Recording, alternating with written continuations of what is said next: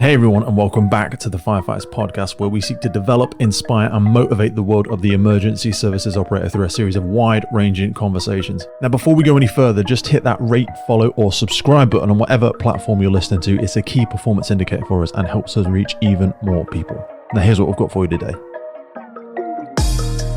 Okay, sports fans, today's episode has been a long time coming, and one that so many people have been asking for. If you've been with us over the past couple of years, you'll know we have actually done Firefighter Challenge debriefs before, and the feedback's always been really positive, really incredible. Ever since, I've had lots of different messages from listeners saying, oh, you know, the Welsh has just been on South Coast, or the British, when are you going to bring them back? So here we are, kicking you off with the first Firefighter Challenge debrief of 2025. And what better place to start with the Welsh Firefighter Challenge? This event has become a true highlight in the Firefighter Challenge calendar. It's an incredible mix of competition, fitness, community, celebration, everything that makes our sector really special. Joining me today are my good friends Dominic Norcross and Tim Frost, two of the organisers behind the Welsh Firefighter Challenge. Together, we're all going to dive into the story of how this competition has grown over the past 4 years, the athletes who inspire us, the importance of sponsorship and community engagement, and why firefighter fitness is about so much more than just performance. It's about family, it's about resilience, leadership, and pushing ourselves to be better inside and outside of the job.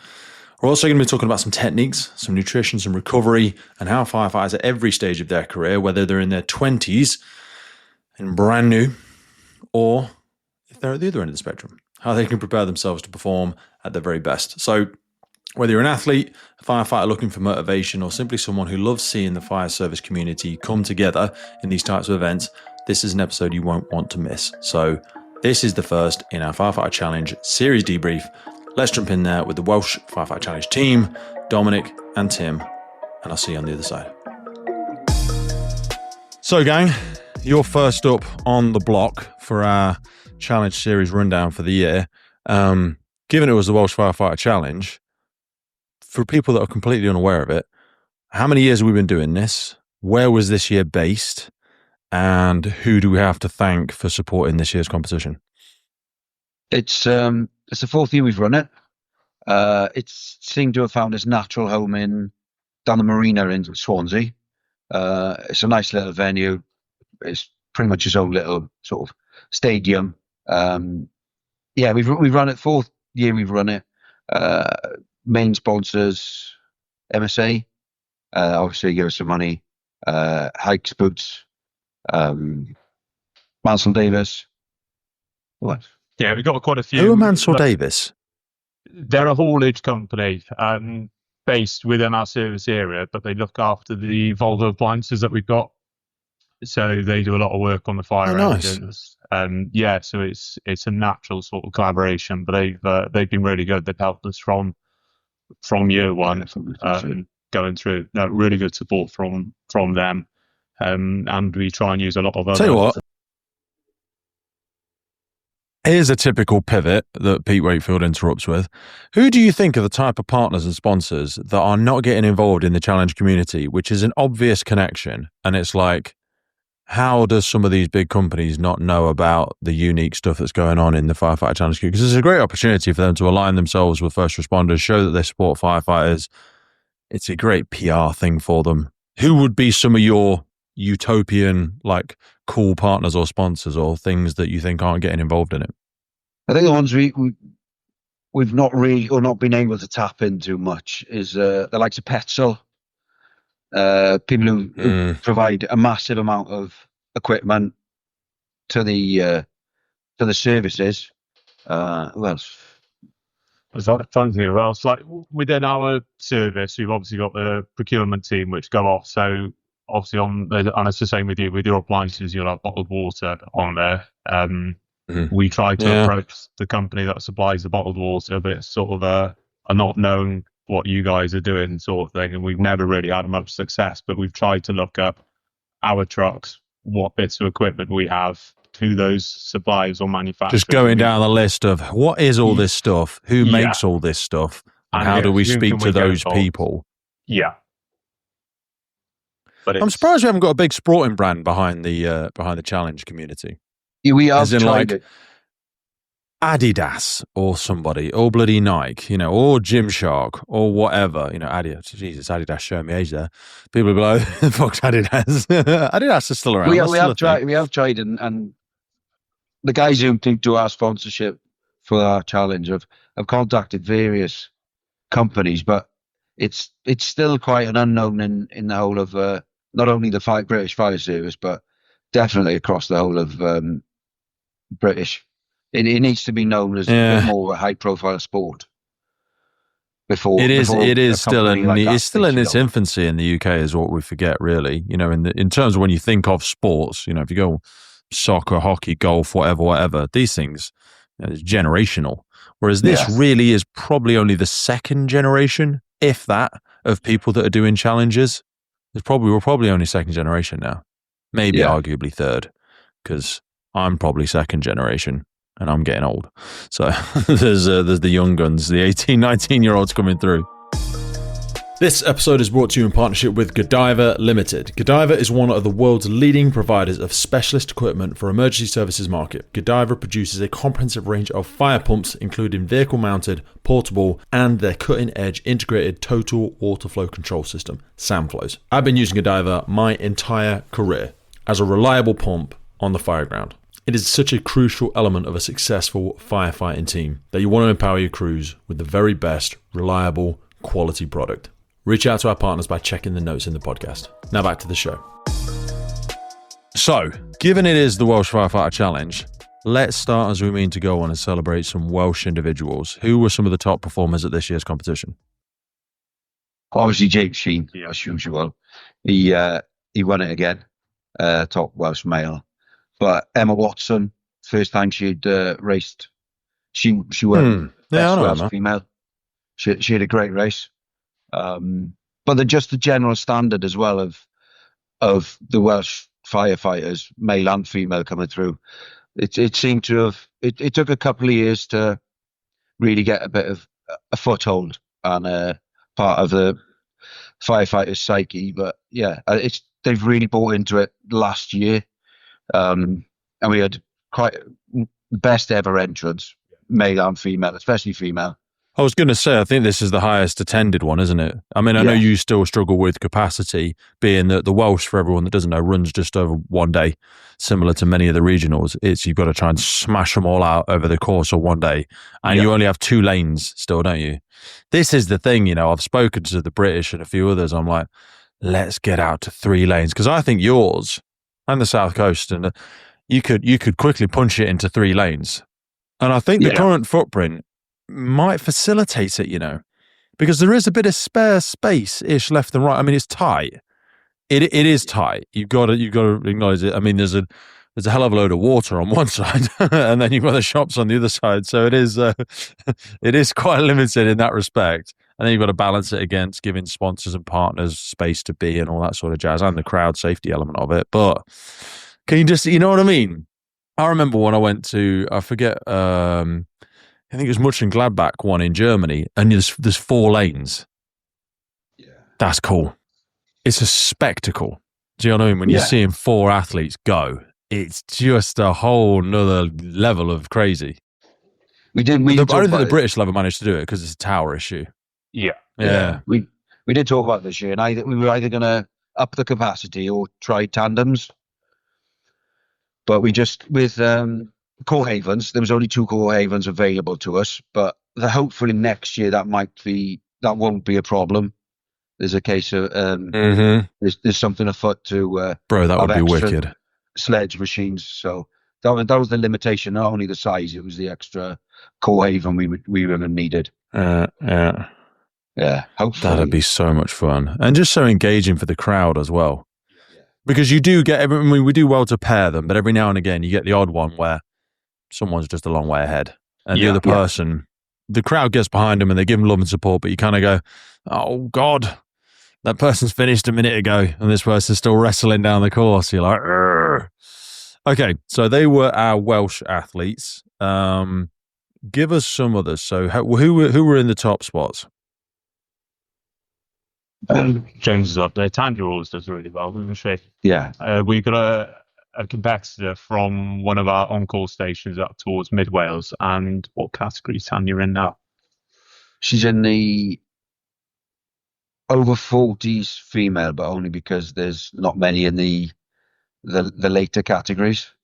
Yeah, but she's a really good athlete. Every year gives it all on the course. Yeah, she's great. They're the kind of competitors I love refereeing and watching. The likes of Rachel Smith. Mm-hmm. She does amazing every time. Rachel's a beast. She's so consistent, isn't she? So strong. Fulcher, she's incredible for, you know, it's only the second or third year I think she's competed, but she's brilliant. Yeah, they're the kind of people I love watching and racing. Do you think the women actually get faster? I think as they get a little bit older. They got a massive step up this year as well from last year. We ran the Dragon's Den or the Dragon's Lair this year. We're still putting in the final timings for that, but I tried to work out the females limits to make the Dragon's Lair, and pretty much every female made it because it was such a step up from last year. Yeah, it was so strong, aren't they?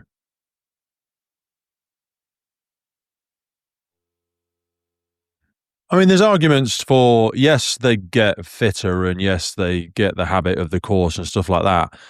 But I don't know. I probably have to delve into the Google bro science on this and see what it has to say, because I think women do just get fitter and stronger into their 30s and maybe in their 40s. Men tend to slow down past their 35, 39, don't we? Yeah. But women don't. You know, I mean, some of the top performers, as we zoom out and look at, you know, the May and Helena, and, you know, they're all in their 40s.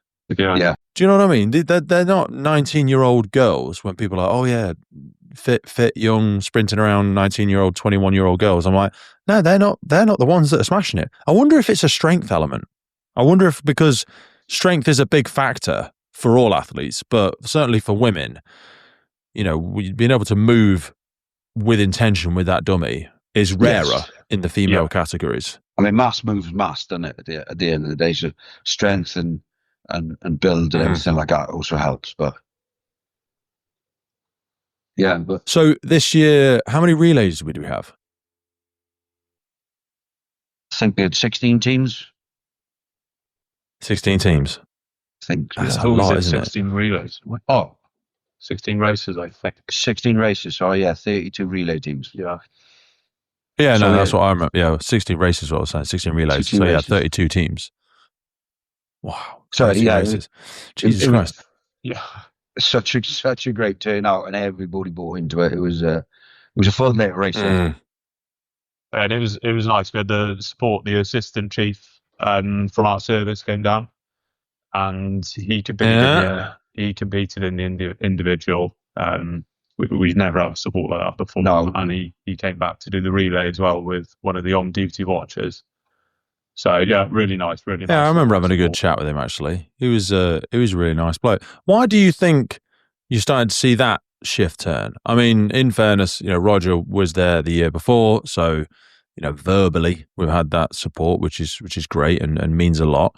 But different services have different perspectives on how inclusive or not Firefighter Challenge competitions are. Yeah. So in the least political sense, I'd ask you to speak to that and say, you know, well, you're asking everybody to rip 70-kilo dummies off the ground, Tim. You know, it doesn't really seem very inclusive, Dom, to be honest. It's, you know, it's way above what's required for a firefighter on their operational ground. It's a bit silly, to be honest. This episode of the podcast is brought to you by Gore-Tex Professional Fabrics. Now, we all know the working environment of a firefighter is filled with challenges. We face serious risks on the job, such as heat exhaustion, burns, physical and mental stress, and we frequently come into contact with high levels of toxic chemicals. Now, I have been wearing Gore-Tex for nearly 2 decades on the front line, working in hostile environments, tackling challenging incidents from firefighting to water incidents and in urban search and rescue environments. Gore-Tex have a well-earned reputation for protecting professionals in the fire and emergency services through their family of highly innovative, waterproof, breathable moisture barriers that exceeds global performance standards and are trusted worldwide. Gore-Tex, going further together. I don't know. With Craig Flannery with us, the assistant chief, he's a natural athlete. He's a competitive, really competitive gentleman, and I think he's always been on your side in terms of organising it. He's always been in the background. But it's like, I assume it's like with anyone else, even down to a firefighter level, you're putting yourself in front of hundreds of people on that day, and it's the confidence to be able to do that. And I admired him, especially in that position. If you weren't to complete it, that's quite a So you set yourself up for It's a fall, huge. don't you? Yeah. Step out onto the course. Yes. Yeah. Especially, as a senior leadership level, it's just you'll do okay, and everybody will go, "Yeah, you should do because you're a firefighter," or Yeah. you'll fumble it, and everyone, or it's the upswing is difficult, but that's why it means all the more that they do it, because they don't have to do it. They could just come along and wave and say, "I think it's really great. Thanks a lot. See you later." Do you know what I mean? But actually, the three you get on and do it, and I think that I love people who practice what they preach. Do you know what I mean? I always say people don't learn, they absorb. We don't just listen with our ears, we see with our eyes what our leaders are doing. And I think that was a really, really great testament. And it's not the first time we saw it. With the British, we saw Rob Taylor, the Derbyshire guy. Yeah. Derbyshire chief, really, really fit bloke, just kind of rolled up to see what the crack was. And as he's operational, had his kit with him. Yeah. So I was like, that's great. And I think we're going to see more of that as with respect to age and all that sort of stuff. A lot of the older fire chiefs are retiring, and we're seeing a lot more new chiefs and deputy chiefs and all that sort of jazz run up through the ranks. I'd love to see a female chief come and do it, just because I would. Ina's been doing some training lately. I know I've seen her posts and spoke to her. She's been on a bit of a fitness kick in the last year and a half. I'd love to see her out on the course. She's just moved to Hampshire and Isle of Wight, hasn't she? Maybe she'll get in the South Coast next year. Yeah, that'd be interesting. So run us through the age gaps, and I will sit quietly in a very rare way that I never do. Give us some of the top performers in the age categories. We will caveat it by forgiving ourselves for people that we don't mention, but just give people a flavour and that sat out a few of the athletes. Under 29s male, Simon Calvert, James Johnson with a top fours, I believe. Yeah. Under 34s were obviously Matt and James Sheen. 39s, I'm not actually sure. I can't remember if it was in the 39s. It was John. Forgiven us for the 39s. Yeah. Sorry. And then another one who did really well. Well, who's just been absolutely amazing this year compared to what he has the last couple of years is Dave Chapman. He's just become another level. Yes.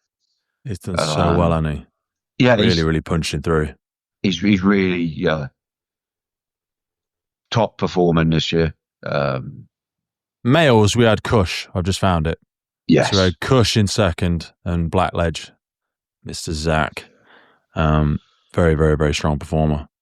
Tell you what, Danny Bailey, she started to come back stronger this year. She had a bit of a wobble, bless her. Not in terms of personal life, I'm not giving any reflection, but just physically, she'd struggled the last couple of years. And this year, she really stepped up. And I think she did really, really well. And I think it's well worth recognising that for her. Simon's a very different athlete, isn't he? Pardon? Yeah, I showed Amazing Race. Simon Culvert, because he's a wiry, fast one. You know what I mean? When we talk about moving mass, he's not a massive bloke, but he's I find him to be the smoothest one. Like when you see him on the course, I always speak to Cush about, slow, smooth as fast and all that sort of jazz. I think Simon is one of the smoothest athletes on the course. He never seems rushed. Yeah, he doesn't look like he's moving quickly, but he is. Do you know what I mean? Whereas when you see, me or Matt or someone else, we kind of lumber down the course like a bit of a buffalo rhino thing or something like that. And like it can be messy, but it's fast. But Simon is very, very smooth. Yeah. And I compare that to we just had Bradley Dix. You know who Bradley Dix is? He's just won he's just broke the world record for the American one. And again, he's very Simon. He's a thinner athlete, he's a slimmer athlete, but he's so smooth. Yeah. It's transitions. And on a course as short as the Welsh, it really is all about those smooth transitions. Yeah. No, he's lightning across the ground. He's impressive. I'll tell you what, Bobby, he's sometimes one of the unsung heroes from the Gloucestershire lot, you know. Because, yeah. I'm not sure if that's not his best finish, you know. Has he ever got a silver? I'm not sure. I don't know. I don't think apologise, so. Bobby. I think that is his first medal. He's consistently good at I'm not sure that's not his first podium. Yeah. Yeah. I think he's one of those. You never see him, I never hear him spoke about in the same ways as Matt's and Sam's and always a bit Amy of a and stuff like that. But Consistent. yeah, he's a very humble athlete, but he's a very, very good athlete. Very good athlete. It's another quiet warrior just doing the hard work in the in the shadows.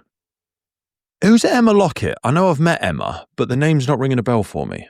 So Emma's a firefighter with us, based down in Milford Okay. Haven. So she's from our service, and Emma competed in the first competition that we did down internationally, but she hasn't competed the last 2 years. So she came back this year, which has been And she really came nice. back and took a bronze medal. Yeah, That's pretty good. You're going to be happy with that, isn't she? yeah. And no, very she good was athlete. so close to Teresa. You know, her and Teresa were like a second out of each other. So that was a really, really hot one. MSA are supporting us on today's podcast, and I chose to partner with them because I've been wearing this stuff for nearly 20 years, and they are the global leader in development, manufacture, and supply of incredible, safe products that really protect people, not just our communities out there, but also first responders, most importantly, all over the world. Get yourself over to MSA and have a look at it. The high-performance protective clothing for emergency services responders. They also partner with us on the UK Pink Firefighters. That's because we love them. The helmets with the reflective visor, the F1XF, absolutely epic helmet. And not forgetting how they improve firefighter safety through their connectivity in the connected firefighter platform. MSA are always pushing the envelope, and it's a real privilege to be able to continue to grow our partnership together. So whether it's your PPE, your bunker gear, your helmets, your SCBA, your thermal imaging, your Luna, or your portable gas detection, both of us know that this equipment needs to work. It needs to be high quality, reliable, and dependable in the moment. And that's why I use MSA, because they know what's at stake. Right, take me into the older males, because this is where I really, with respect to all the younger males, I find some of the older athletes a bit more impressive, because I always say we can all be fit and strong when we're 20-something. Do you know what I mean? We're all full of testosterone and rubber and optimism and everything works and all that sort of jazz. Aaron Childs is now in the 40s plus categories, and he's still so good, isn't he? Yeah. He really is. How much of that is a genetic lottery as well, though? Because he's so tall. What is he, 6'5"? Maybe even taller I than that. think we put a lot of that down to height, isn't it? Yeah. How tall is James? James Johnson. Yeah. 6 foot, 6'1". Because he must be 6'4", No, 6'5". Yeah, I'm 6'4". No, he's taller than that, isn't he? Yeah, I think he's about 6'4". He's about my height, a little bit taller. Yeah, because he was 214, wasn't he? Yes. And Aaron was 216, but Aaron's a lot older than him. Yeah, James has got You know what I mean? side there. Talk to me about Dan Watson, because we're going to have Dan on as part of this little series as well. Dan has been doing it for a couple of years, but they've just kicked off this year with the first Cleveland, which is fantastic to see. Competing up there. Dan medaled, didn't he, in this year's? Yeah, in third in his age category. Third in his age category. He's another athlete that year on year, because of the competitions and everything, it's just improving and improving and improving. It's who's Graham Linton? Graham, I don't know what service Graham's from. He's not from service. No. I don't know what service Graham's from. I know I must have met Graham before. I apologise, Graham, if you're hearing this and going, bloody hell, Pete, we've spoke so many times. I've shook your hand twice. I've met your kids. I was at your wedding, for God's sake. But Ronnie and Martin still punching really well up there. But Graham's only just behind Martin. Yeah, Martin did a 2:59 this year, which is really, really good. Yeah. Anyone under 3 minutes for our challenge is a top time. It's really consistent, and you obviously put the work in to get that under 3 minutes. So, how do people achieve 3 minutes? we're gonna wrap it up in a minute, but I wanted to ask you guys, from all the competitions you've been to now, you've done some international stuff, you've been all across the UK, you're trying to seek out marginal gains for yourselves. What's some 3 or 4 things you would do in your personal life to try and get the balance right to set yourself up for success? So I want 3 things you do in your personal life, and then I want 10 exercises. So you're allowed 10 exercises, only 10 for the rest of your entire career, to keep you fit and healthy as an operational firefighter with a good chance of doing well in the challenges. So hit me with some lifestyle hacks first. Hit me with things in your life that you think you need to get on top of. Prioritize Or sleep. an athlete should, not this. Yeah, like Tom said, recovery is a massive part of it. In it, but it's consistency in training. We struggle both working opposite shifts and everything, but it's putting the hours in when you can and making sure they're good hours when you're training. So yeah, consistency's a big thing for me, and recovery. Don't make progress the enemy of perfect. Consistency, like you say, it doesn't have to be the perfect session, just showing up, getting it done, getting the conditioning done. Yeah. And Sleep, consistency. Sleep at my age. No, mate, it's a secret superpower. I only got 7 hours last night, and I can feel it and I can see it in my face. Yeah. I look like I've, been dragged down the garden backwards. Nutrition. Right. Exercises. You've got nutrition, sorry. Yeah, nutrition. Yeah. You two still drink, don't you? Yeah. Obviously not when on duty. No. Yeah. But why? I honestly think it's just a social more than anything. It's just sitting down. I know it's different when you come out, sort of thing, but it's that sitting down, having a drink with your friends. It's just it's a habit, isn't it? When you sat down in a pub, it's what you naturally go and do. I think it is literally just habit. It is one of those. It's not a good habit. But I wonder if that is one of the things do you think Rob Green still drinks? I know Alan does. I don't know if Rob, he didn't when we were in Denmark, did he? I'm not sure. I don't think he does, I don't think he did when we were in Denmark. But the likes of James Sheen, he normally stops drinking. Yeah. Leading up to an event.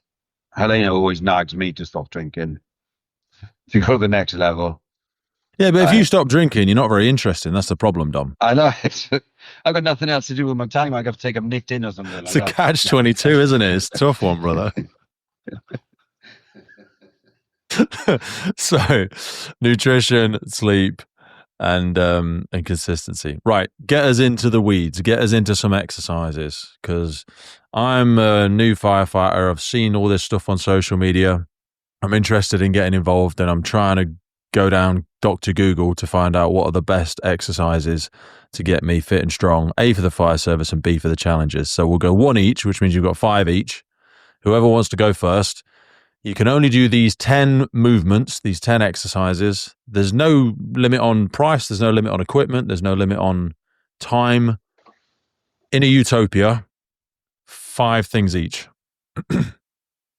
First one, the one I prioritise this year is the VO Max, the 4 on, 4 off minutes. So I find a hill that takes about 4 minutes to run up. I'll run it up and then sort of jog down. So you've got the rest in, and then do that 4 times. But that's one of the sessions I've really worked on this year. So hill sprints, 4 minutes on, 4 minutes off, sprint intervals. Yeah. Beautiful. Love it. Yeah, we started using resistance bands quite a lot now. Using them in between, so doing the high intensity intervals, coming off those into some form of resistance band training, whether it would be like a simulation hall, which works really well. It's a really cheap, really mobile bit of equipment you can take out in the yard with you. 100%. But yeah, I just wrap 2 round the tow bar of my car. yeah, massive. So I'll do some sort of sprints, or I'll do, whatever, and then I'm just grabbing one in each arm, bang, bang, going shoulder over shoulder. Or equally, what I've started doing as well is getting on the floor and doing hip flexor work with them. Yeah. So that's something a lot of people don't train, is actually, hooking it around your ankle and driving your knee through so that you're actually punching through with a bit more explosiveness. Because you'd be astonished how weak your hip flexors are. You ever do the thing where you sit on the floor and try and put your feet over like a water bottle or anything like that? Try and do that. Try and sit in the L-sit position and lift your feet, or do it with like toilet rolls and get higher and higher. Some people's are weak as a kitten. It's one of those, if you've not trained them, it's just it's an unknown, like real weakness. Okay, so we've got resistance bands, we've got VO2 max intervals. Back to you, Dom. Lactic threshold sort of tolerance. I do it on the assault bike or the rower. That's another thing I've been working on this year. So you sort of 20 to 30 seconds on as fast as you can, empty yourself, but do that every minute for 15 to 20 minutes. Build up, start on getting to 15, and then you build up to the 20 minutes then. But yes, so I've been sort of 30 seconds flat out straight as I'm sort of falling off the assault bike, and then back on every minute then. Because it's horrible. It's torture. I can see you just flaking off that like a used Johnny, just flopping off the rowing machine. It is beyond a privilege to be able to bring the Firefighters podcast to you, and we are so grateful for every single person that supports, listens, shares, and follows our journey. But here's the honest truth. It takes a colossal amount of time and work to keep the podcast going. And to help us keep doing it, create more, reach more guests internationally, and make the podcast sustainable, we're asking for you to help. And to do this, we've set up a Patreon page. Now, by joining this, you'll not only support the future of the podcast, but also gain access to exclusive benefits. Now, if you've ever wanted to meet a member of the podcast, buy us a beer, buy us a coffee, and you think anything you've ever listened to on the podcast has been worth £3, that's basically what we're asking you for. By joining our Patreon community, you will get access to every single full episode archive we have ever made. Now, hundreds and hundreds of key documents that we've got in there on fire behavior, firefighter health, cancer risks, incident debriefs, and so much more.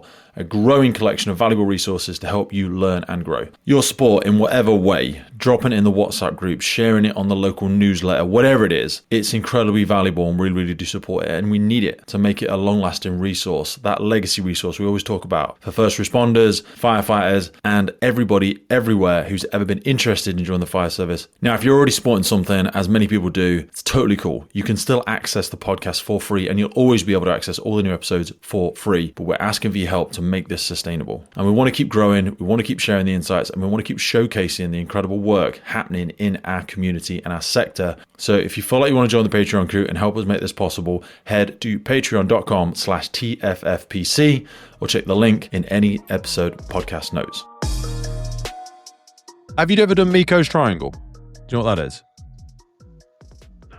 Miko's Triangle, have a Google of it after this. It's a lovely one to set up. So it's I forget the guy's first name, but Miko was a CrossFit guy that had a really, really great engine.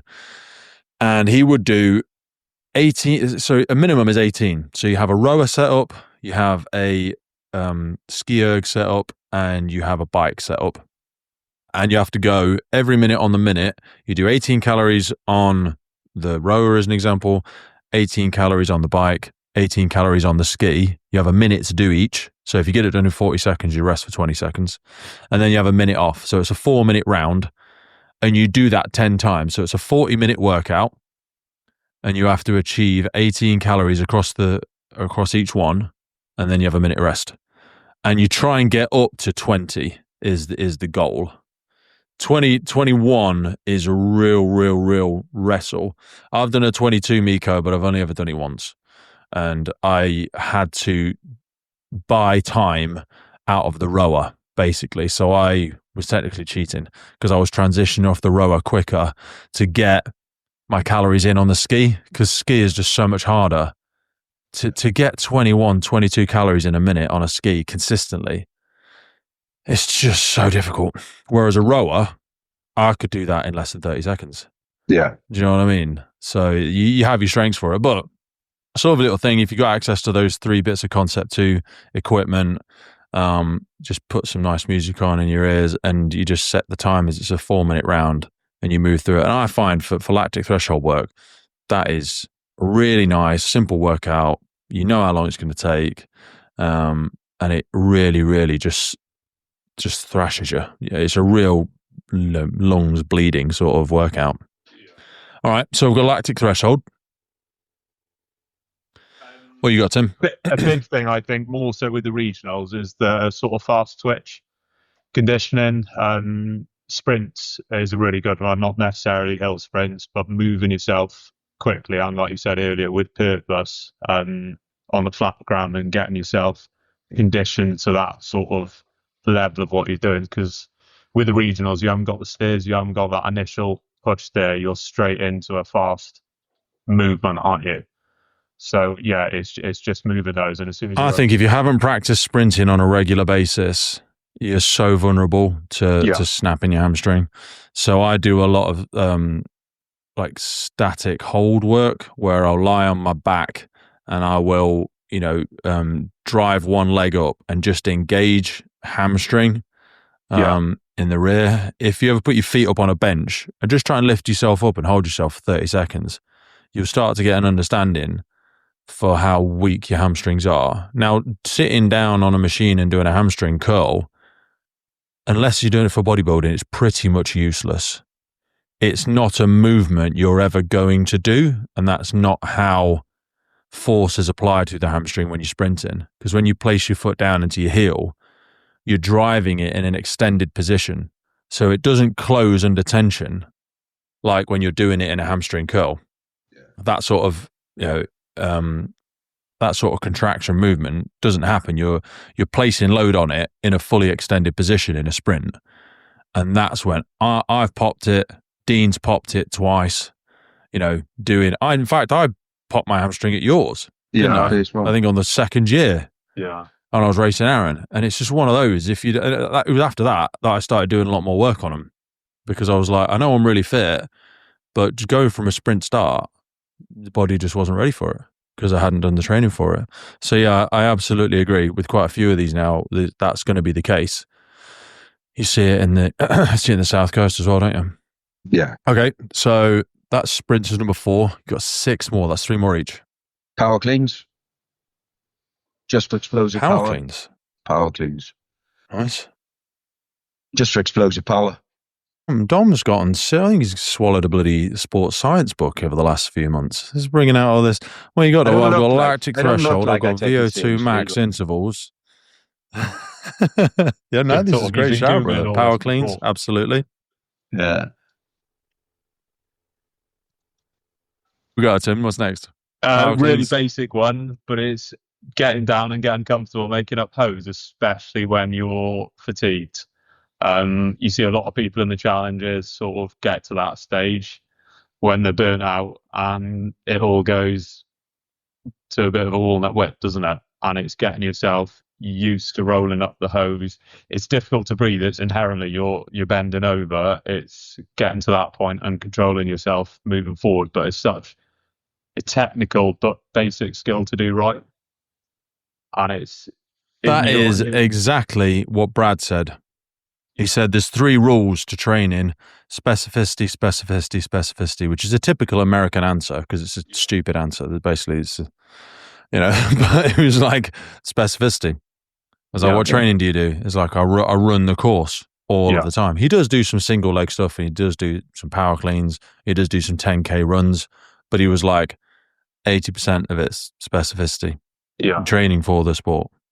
Yeah, you see Jared Johnson on his social media, and he's just running the course time on time on time.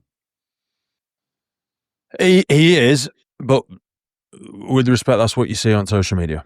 Do you know what I mean? That's not necessarily what's happening every day. But a good example of that is, and maybe we'll close out in a minute with this, we've got a few more of these to go, but it's the approach at which athletes take to competition.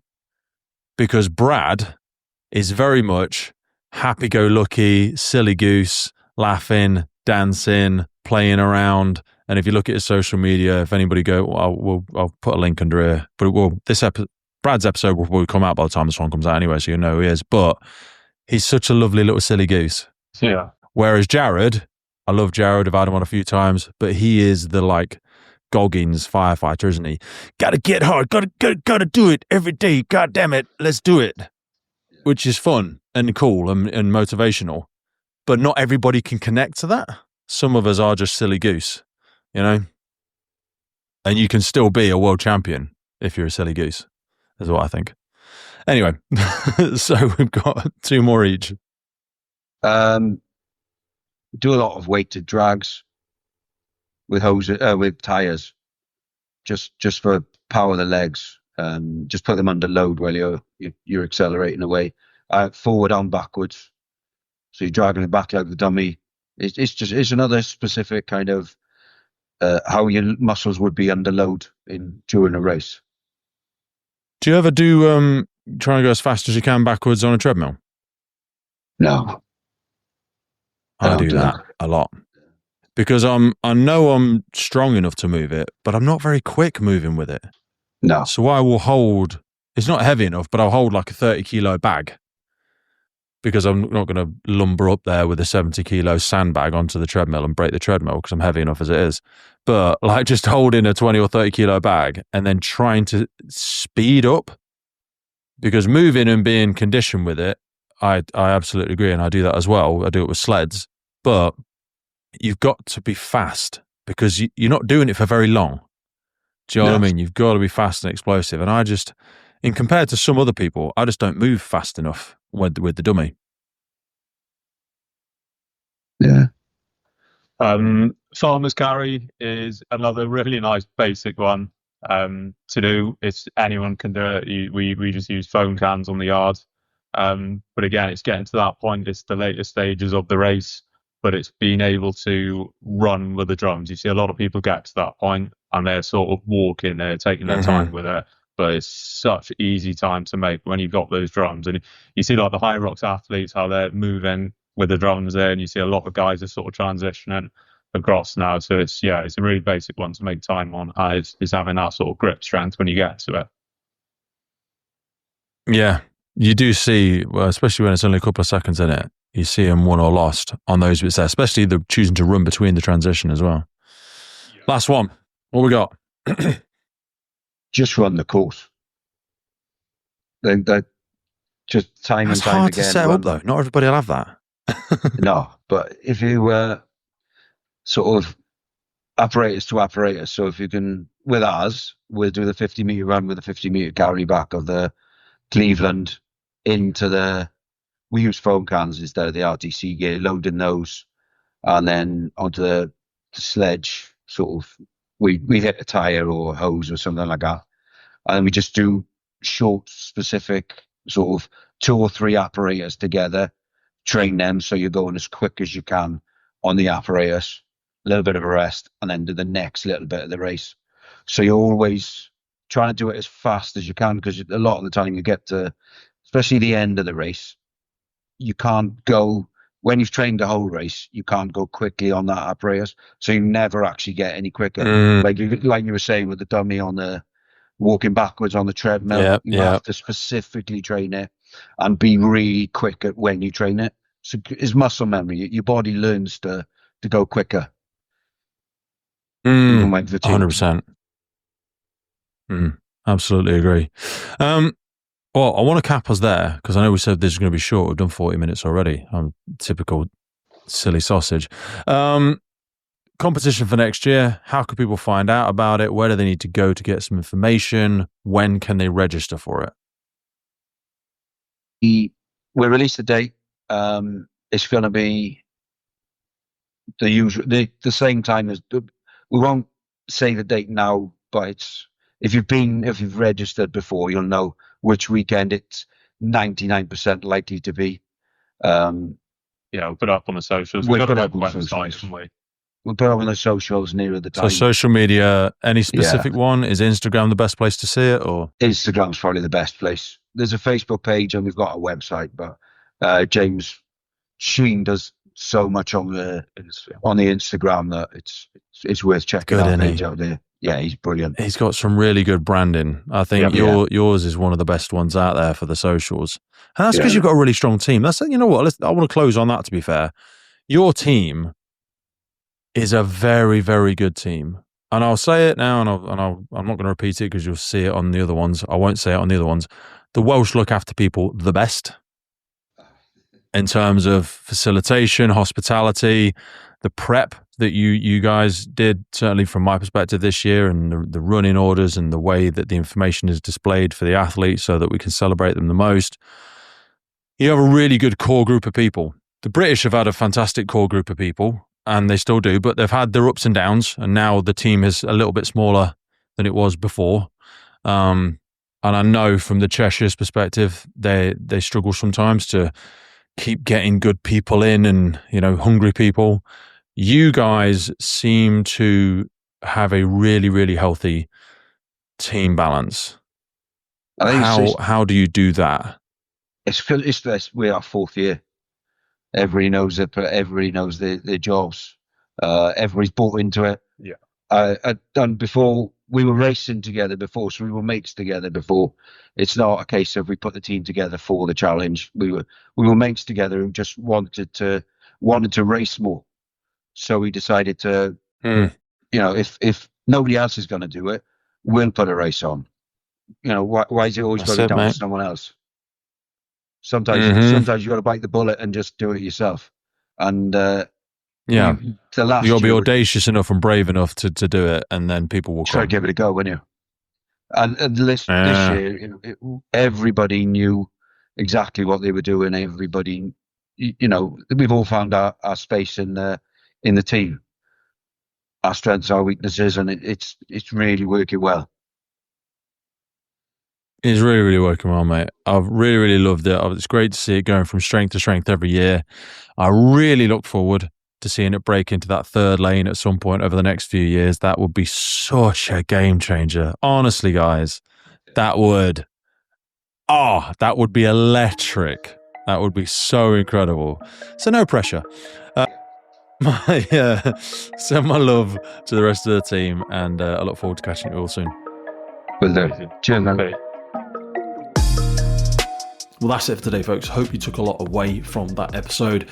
We started the Firefighters podcast to develop, inspire, connect, motivate, represent, and most importantly, celebrate the world of incredible emergency services operators and the wider sector through this series of wide-ranging conversations.